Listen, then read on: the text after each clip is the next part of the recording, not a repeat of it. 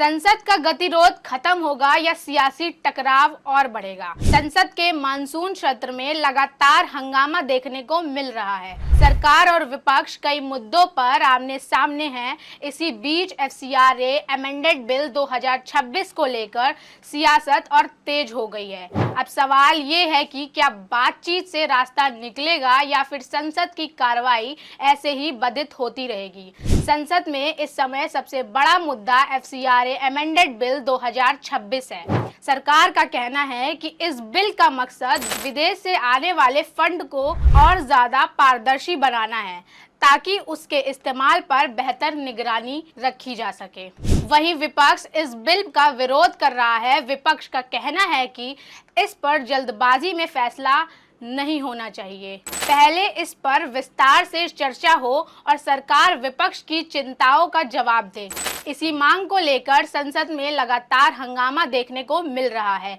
संसद का गतिरोध खत्म करने की कोशिश भी शुरू हो गई है।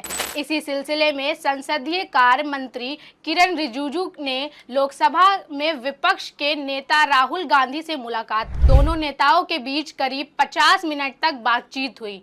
बैठक के बाद किरण रिजिजू ने कहा कि सरकार चाहती है कि संसद सुचारू रूप से चले क्योंकि लोकतंत्र में संवाद सबसे जरूरी है। वहीं राहुल गांधी का कहना है कि विपक्ष जिन मुद्दों को उठा रहा है उन पर सरकार को जवाब देना चाहिए। उनका कहना है कि संसद चर्चा की जगह है, हर मुद्दा पर खुलकर बहस होनी चाहिए।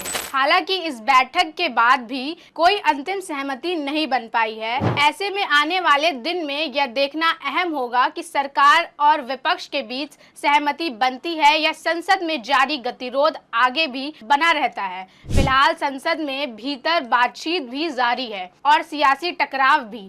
अब सबकी नजर इस बात पर है कि क्या दोनों पक्ष किसी सहमति पर पहुंचेंगे या फिर हंगामे के बीच संसद की कार्यवाही प्रभावित होती है।